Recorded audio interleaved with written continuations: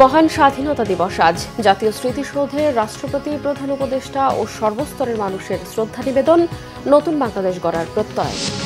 গুজবের মহা উৎসব চলছে, অস্থিতিশীলতা তৈরিতে মিথ্যা ছড়িয়ে বিভ্রান্ত করা হচ্ছে জনগণকে, বললেন প্রধান উপদেষ্টা। 4 দিনের সফরে চীন যাচ্ছেন আজ। আওয়ামী লীগকে গণতান্ত্রিক সুবিধা দেওয়ার পক্ষে নয় বিএনপি, বললেন মির্জা ফখরুল। নির্বাচন বিলম্ব করতে নতুন করে ষড়যন্ত্রের অভিযোগ। বাজেটে এবার অগ্রাধিকার পাবে মূল্যস্ফীতি নিয়ন্ত্রণ ও নতুন কর্মসংস্থান। সিন্ডিকেট তন্ত্র থেকে মুক্তি পাওয়াই অর্থনৈতিক সংস্কারের মূল লক্ষ্য। মহান স্বাধীনতা দিবসে সাভারের স্মৃতিসৌধে ফুল দিয়ে মুক্তিযুদ্ধের বীর শহীদদের শ্রদ্ধা জানিয়েছেন রাষ্ট্রপতি মোহাম্মদ শাহাবুদ্দিন ও প্রধান উপদেষ্টা ডক্টর মোহাম্মদ ইউনূস। ভোর 5:50 দিকে ৭১-এর বীর সেনাদের প্রতি শ্রদ্ধা জানান রাষ্ট্রপতি মোহাম্মদ শাহাবুদ্দিন। পুষ্পস্তবক অর্পণের পর মুক্তিযুদ্ধের বীর শহীদদের স্মৃতির প্রতি বিনম্র শ্রদ্ধা জানাতে সেখানে কিছু সময় নীরবে দাঁড়িয়ে থাকেন রাষ্ট্রপতি। এরপর সকাল 6টার দিকে জাতীয় স্মৃতিসৌধে ফুল দেন প্রধান উপদেষ্টা ডক্টর মোহাম্মদ ইউনূস। মুক্তিযুদ্ধের বীর শহীদদের স্মৃতির প্রতি বিনম্র শ্রদ্ধা জানাতে সেখানে কিছু সময় নীরবে দাঁড়িয়ে থাকেন অধ্যাপক মোহাম্মদ ইউনূস। এ সময় সেনাবাহিনী, নৌবাহিনী ও বিমান বাহিনীর সমন্বয়ে গঠিত একটি চৌকস দল রাষ্ট্রীয় অভিবাদন জানায়। প্রধান উপদেষ্টার পর উপদেষ্টা পরিষদের সদস্যরা এবং বীরশ্রেষ্ঠ পরিবার, যুদ্ধাহত মুক্তিযোদ্ধা ও বীর মুক্তিযোদ্ধারা পুষ্পস্তবক অর্পণ করেন। এরপর একে একে বিদেশি কূটনীতিক, বিভিন্ন রাজনৈতিক সামাজিক সংগঠন সহ সর্বস্তরের মানুষ স্মৃতিসৌধে পুষ্পস্তবক অর্পণ করে বীর শহীদ মুক্তিযোদ্ধাদের প্রতি শ্রদ্ধা জানান। দর্শক, মুক্তিযুদ্ধের বীর শহীদদের প্রতি জাতির শ্রদ্ধা নিবেদনের খবর সংগ্রহে সাভারের জাতীয় স্মৃতিসৌধে রয়েছেন আমাদের বিশেষ প্রতিনিধি জাহাঙ্গীর আকন্দ। যুক্ত হচ্ছে তার সঙ্গে। জাহাঙ্গীর, স্মৃতিসৌধে রাষ্ট্রীয় এবং সর্বস্তরের মানুষের শ্রদ্ধা নিবেদনের সার্বিক চিত্র আমাদের জানাবেন। কনক, ভোরে রাষ্ট্রপতি মোহাম্মদ শাহাবুদ্দিন এবং প্রধান উপদেষ্টা অধ্যাপক ডক্টর মোহাম্মদ ইউনূস মহান মুক্তিযুদ্ধে বীর শহীদদের প্রতি তারা ফুলেল শ্রদ্ধা জানিয়েছেন। এ সময় বিউগলে করুণ সুর বেজে ওঠে। 3 বাহিনী প্রধান এ সময় উপস্থিত ছিলেন, বিভিন্ন মিশনের কূটনীতিক বৃন্দ উপস্থিত ছিলেন, প্রধান বিচারপতি উপস্থিত ছিলেন। তারপরই আপনার প্রধান উপদেষ্টা এবং রাষ্ট্রপতির শ্রদ্ধা নিবেদনের পরপরই সাভার জাতীয় স্মৃতিসৌধ শ্রদ্ধা নিবেদনের জন্য সাধারণ মানুষের জন্য খুলে দেওয়া হয়। এরপরই আমরা দেখতে পেয়েছি যে আপনার বিভিন্ন সামাজিক সংগঠন, বিভিন্ন বিশ্ববিদ্যালয়ের উপাচার্যবৃন্দ তারা শহীদদের প্রতি বিনম্র শ্রদ্ধা জানিয়েছেন, সাধারণ মানুষ শ্রদ্ধা জানাচ্ছেন, রাজনৈতিক নেতারাও শ্রদ্ধা জানাচ্ছেন এবং উপদেষ্টা পরিষদের সদস্যরাও আমরা দেখেছি তারা শ্রদ্ধা জানিয়েছেন।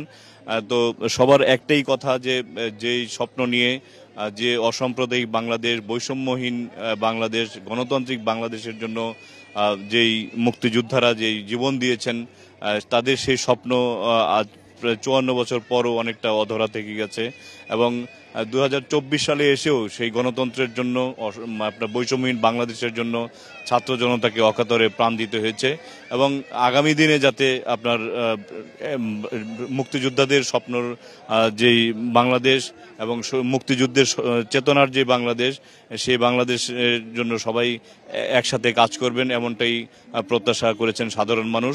তো এই ছিল সাভার জাতীয় স্মৃতিসৌধ থেকে সবশেষ খবর। ধন্যবাদ জাহাঙ্গীর। মহান স্বাধীনতা দিবসে সারা দেশে নানা কর্মসূচিতে মুক্তিযুদ্ধের বীর শহীদদের শ্রদ্ধা জানাচ্ছে রাজনৈতিক, সামাজিক, সাংস্কৃতিক সংগঠনের নেতাকর্মী সহ সর্বস্তরের মানুষ।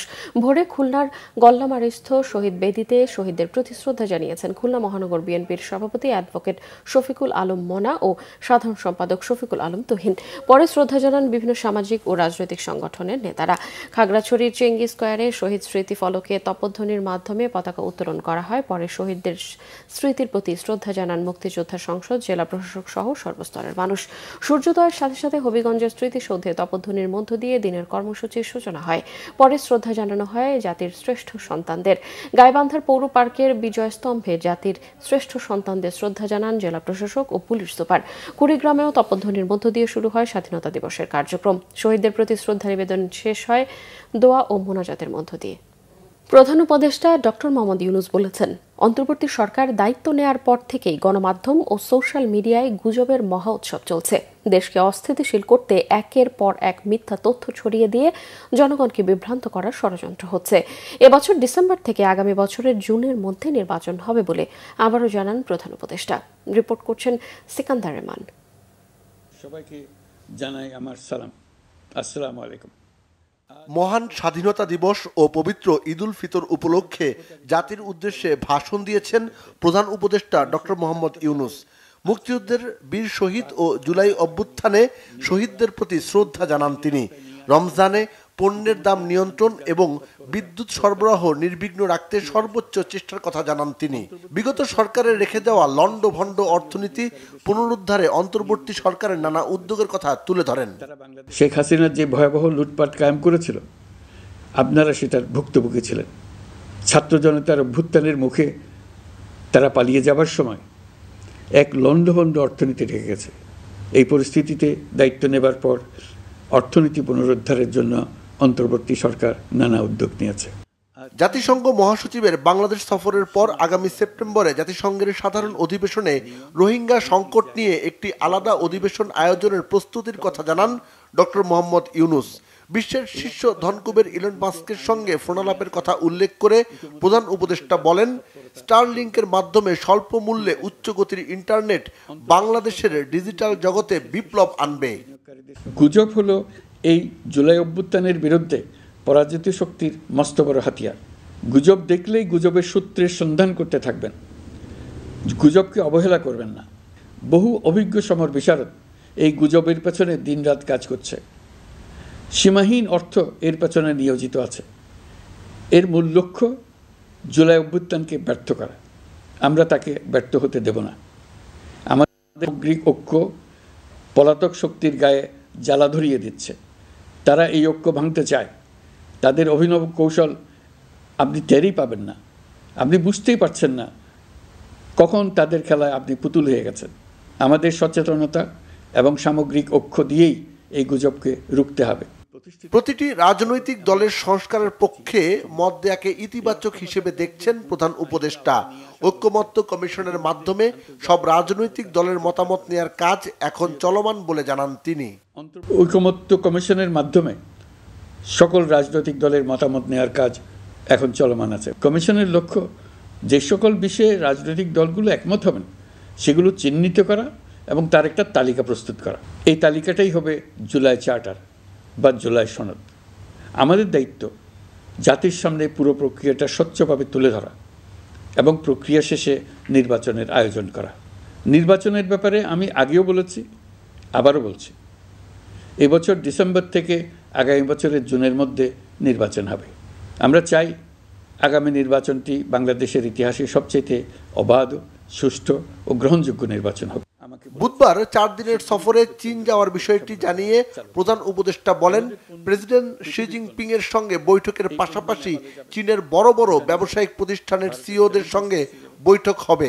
বাংলাদেশ, ভারত, নেপাল ও ভুটান, দক্ষিণ এশিয়ার এই 4টি দেশ মিলে একটি যৌথ অর্থনীতি গড়ে তুলতে পারলে 4 দেশই লাভবান হবে বলে জানান প্রধান উপদেষ্টা। আর এই অঞ্চলের গুরুত্বপূর্ণ ভূমিকায় থাকবে বাংলাদেশ। সিকান্দার রহমান, বাংলাভিশন, ঢাকা। সীমাহীন দুর্নীতি। নরেন্দ্র মোদীর সাথে প্রধান উপদেষ্টা ডক্টর মোহাম্মদ ইউনূসের বৈঠকের বিষয়ে ভারতের ইতিবাচক সাড়া আশা করছে বাংলাদেশ। মঙ্গলবার প্রধান উপদেষ্টার চীন ও ব্যাংকক সফর নিয়ে ব্রিফিংয়ে এসব কথা বলেছেন পররাষ্ট্র সচিব জসিমউদ্দিন। পররাষ্ট্র সচিব বলেন, ভারতের সাথে সম্পর্কের বর্তমান প্রেক্ষাপটে ব্যাংককে বিমস্টেক সম্মেলনের সাইডলাইনে ভারতের প্রধানমন্ত্রীর সাথে প্রধান উপদেষ্টার বৈঠক চায় বাংলাদেশ। এতে সম্পর্কে যে কিছুটা দূরত্ব তৈরি হয়েছে তা কেটে যাবে বলে মত তার। জানান, 4 দিনের সফরে আজ চীন যাচ্ছেন প্রধান উপদেষ্টা doctor Mohammad Yunus. President Xi Jinping এর সাথে পানি ব্যবস্থাপনা নিয়ে প্রধান উপদেষ্টার আলোচনা হবে। সেখানে তিস্তা নিয়েও আলোচনার সুযোগ রয়েছে বলে উল্লেখ করেন পররাষ্ট্র সচিব। বিএনপি মহাসচিব মির্জা ফখরুল ইসলাম আলমগীর বলেছেন, আওয়ামী লীগ কখনোই গণতন্ত্রে বিশ্বাস করত না, তাদেরকে গণতান্ত্রিক সুবিধা দেওয়ার পক্ষে নয় বিএনপি। তিনি বলেন, ৭১-এর জন্য পাকিস্তান এখনো ক্ষমা চায়নি। যারা সেদিন তাদের সহযোগিতা করেছিল তারা আজও গলা ফুলিয়ে কথা বলতে চায়।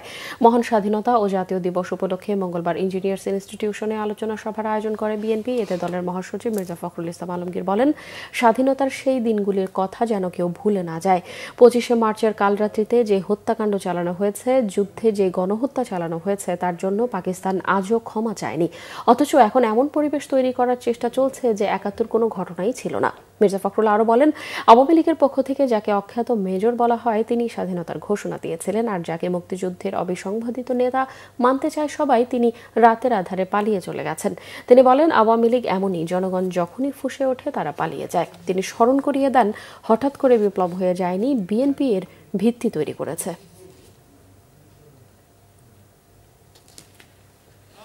সবসময় গণতন্ত্রকে ধ্বংস করেছে।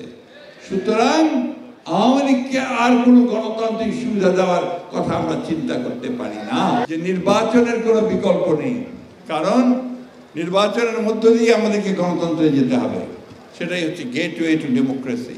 কিন্তু আজকে নতুন করে ষড়যন্ত্র শুরু হয়েছে যেন এই প্রক্রিয়া পিছিয়ে যায়, বিলম্বিত হয়। গণতন্ত্রের পক্ষে এখন পর্যন্ত ঈদ সামনে রেখে ঢাকা ছাড়তে শুরু করেছে ঘরমুখ মানুষ। দর্শক, রাজধানীর কল্যাণপুরে রয়েছেন সহকর্মী শুভ মাহফুজ। সরাসরি চলে যাচ্ছে তার কাছে। শুভ, কল্যাণপুর থেকে ঘরমুখ মানুষের ঈদ যাত্রার চিত্র কেমন দেখছেন আমাদেরকে জানাবেন। কনক, আজকে সরকারি ছুটির দিন, এর ফলে যারা আগামীকালকে যে শেষ কর্মদিবস ঈদের আগে যারা ছুটি নিতে পেরেছেন তারা কিন্তু আজকে ঢাকা ত্যাগ করছেন। আমরা এখানে কল্যাণপুরে দেখতে পাচ্ছি যে সকাল থেকে অর্থাৎ সেহরির পর থেকে এখানে ঘরমুখ মানুষের দীর্ঘ অপেক্ষা। আমরা এখানে শ্যামলী এনআর পরিবহনের কাউন্টারের সামনে রয়েছে, অসংখ্য যাত্রী এখানে অবস্থান করছে এবং তারা এখানে এসে মূলত একটু বিড়ম্বনার মধ্যে পড়তে হয়েছে অনেকে। কারণ হচ্ছে যে যেই সমস্যাটা হচ্ছে এখানে যে আজকে ২৬শে মার্চ আবার জাতীয় স্মৃতিসৌধে প্রধান উপদেষ্টার যাওয়াকে কেন্দ্র করে এখানে যে ভিআইপি পাস ছিল, এর ফলে কিন্তু এখানে একটা যানজটের বেশ ভোগান্তি হয়েছে। কল্যাণপুর থেকে গাবতলী পর্যন্ত, সাভার পর্যন্ত কিন্তু বেশ যানজটের সৃষ্টি হয়েছে। এই কারণে অনেকেই কিছুটা শিডিউল বিপর্যয়ে পড়েছে, অর্থাৎ যে সময় বাসগুলো ছেড়ে যাওয়ার কথা সেই সময় কিন্তু ছেড়ে যেতে পারছেন না, এমনটি জানাচ্ছেন।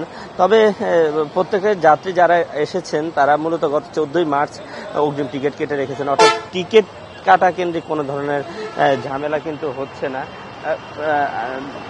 এবং মানুষ যেটি বলছে যে অন্যান্য ঈদের তুলনায় এবার অনেকটাই নির্বিঘ্নে যেতে পারছেন। আর প্রতিটি যাত্রী যাতে ঈদ যাত্রা শুভ হয় এবং কোনো ধরনের যাতে অপ্রীতিকর পরিস্থিতি না ঘটে সেই জন্য কিন্তু আইন শৃঙ্খলা রক্ষাকারী বাহিনীর সদস্যরাও কিন্তু বেশ সতর্ক রয়েছে এবং প্রতিটি যাত্রীর নিশ্চিত যে নিরাপত্তা সেটি কিন্তু নিশ্চিত করা হচ্ছে। আমরা এখানে আরেকটি কাউন্টারের সামনে এসেছি, যে এখানে আমরা দেখতে পাচ্ছি যে অনেক যাত্রী কিন্তু এখানে অবস্থান করছে এবং তারা তাদের যে নির্দিষ্ট গন্তব্যের উদ্দেশ্যে যে বাসগুলো ছেড়ে যাওয়ার কথা তারা কিন্তু এখানে অবস্থান করছে। মূলত গতকালকে যাত্রীর চাপ কম থাকলেও আজকে কিন্তু আমরা তার ব্যতিক্রম দেখতে পাচ্ছি। বিশেষ করে এই কল্যাণপুরে যে বাস কাউন্টারগুলো রয়েছে সেখানে কিন্তু যাত্রীদের বেশ চাপ রয়েছে। তবে খুব বেশি অভিযোগ কিন্তু তারা করছে না, নির্বিঘ্নে যেতে পারছে এমনটি জানাচ্ছে। এখন ৮টায় যেসব বাসগুলো ছেড়ে যাবে সেসব বাসের যাত্রীরা এখানে অবস্থান করছে। কনক, শুভ, আপনাকে ধন্যবাদ।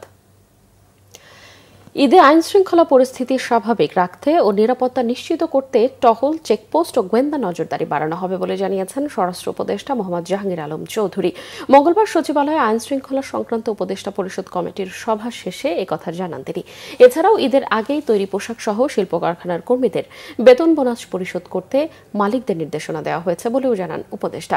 বলেন, ঈদের সময় সড়কে যানজট এড়াতে হাইওয়ে পুলিশের তৎপরতার পাশাপাশি দ্রুত টোল আদায়ের ব্যবস্থা নেওয়ার নির্দেশনাও দেওয়া হয়েছে।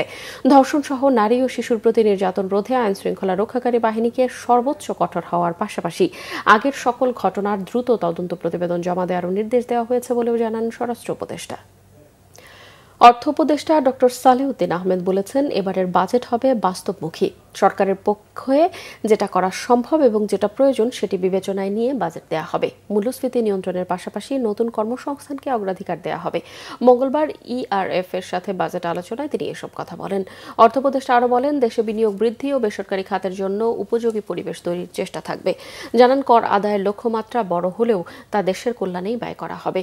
সংস্কারের পাশাপাশি বাণিজ্যের স্থিতিশীলতার দিকে নজর থাকবে সরকারের। জুনে আইএমএফ এর ঋণের কিস্তি পাওয়া যাবে বলেও জানান তিনি। কোন ব্যাংক বন্ধ হলে বিনিয়োগকারীদের টাকা যথাযথভাবে ফেরতের আশ্বাসও দেন অর্থ উপদেষ্টা। তিনি বলেন, অনেক ব্যবসায়ী আতঙ্কে আছে, তবে কোনো ব্যবসায়ী ব্যবসা সংক্রান্ত অ্যাকাউন্ট ফ্রিজ হয়নি। 6টি ব্যাংকের এসেট রিভিউ হচ্ছে। এছাড়াও আরও 18টি ব্যাংকের রিভিউ করা হবে। প্রধান উপদেষ্টার আন্তর্জাতিক বিষয়ক বিশেষ দূত বলেছেন, সর্বক্ষেত্রে সিন্ডিকেট তন্ত্র থেকে কিভাবে মুক্তি পাওয়া যায় এটাই সরকারের অর্থনৈতিক সংস্কারের মূল লক্ষ্য। ইআরএফ অডিটোরিয়ামে আয়োজিত এক সেমিনারে লুৎফে সিদ্দিকী বলেন, সরকারকে গতিশীল করার উদ্যোগ নেওয়া হয়েছে। প্রতিদিন নির্বাচন কবে হবে এমন প্রশ্ন না করে সবার উচিত সরকারি দফতরগুলো কেন নিজেদের দায়িত্ব ঠিকঠাক পালন করছে না সেই প্রশ্ন করা। সেমিনারে প্রধান উপদেষ্টার প্রেস সচিব শফিকুল আলম বলেন, সরকার চায় পণ্যের বহুমুখী করতে। চীন উদ্যোক্তাদের দৃষ্টি আকর্ষণ করতে প্রধান উপদেষ্টা চীন যাচ্ছেন। বাংলাদেশের অ্যাগ্রোকেমিক্যাল ম্যানুফ্যাকচারার্স অ্যাসোসিয়েশনের সভাপতি মুস্তাফিজুর রহমান অভিযোগ করেন, মেধাস্বত্ব আইনের দোহাই দিয়ে বাংলাদেশে অ্যাগ্রোকেমিক্যাল উৎপাদনের সুযোগ দেয়া হচ্ছে না। হার্ট অ্যাটাকে আক্রান্ত হয়ে চিকিৎসাধীন তামিম ইকবালকে দেখতে গেলেন যুব ও ক্রীড়া উপদেষ্টা আসিফ মাহমুদ সজীব ভুঁইয়া। মঙ্গলবার সন্ধ্যায় গাজীপুরের কেপিজে স্পেশালাইজড হাসপাতাল থেকে ঢাকার এভারকেয়ার হাসপাতালে আনা হয়েছে তামিমকে। তার সঙ্গে সাক্ষাৎ শেষে আসিফ মাহমুদ বলেন, উন্নত চিকিৎসার জন্য তামিমকে দেশের বাইরে নেওয়ার বিষয়টি তার পরিবারের সিদ্ধান্তের উপর নির্ভর করছে। এত বড় একটা দুর্ঘটনার পর ওনার যে মেন্টাল স্ট্রেংথ, এটা সত্যি অভাবনীয় এবং এই মেন্টাল স্ট্রেংথের কারণেই এটা অনেক বড় প্রভাব রেখেছে এবং এতক্ষণ না থাকার পরও সেরকম ফিজিক্যাল ড্যামেজও হয়নি। অ্যান্ড আমি মনে করি যে খুব দ্রুত উনি রিকভার করবেন। ওনার মেন্টাল যে স্ট্রেংথ দেখলাম, তারপরে ওনার ফ্যামিলির সাথেও কথা হয়েছে, সবাই এখন স্বস্তিতে আছে। এখনও ডাক্তারদের সাথে ফ্যামিলি কথা বলছে, যদি ডাক্তার এই ধরনের কিছু সাজেস্ট করে তাহলে ফ্যামিলি ভাববে সে বিষয়ে। সংবাদ শেষ করব ক্রাউন 7 শিরোনামগুলো আরও একবার জানিয়ে।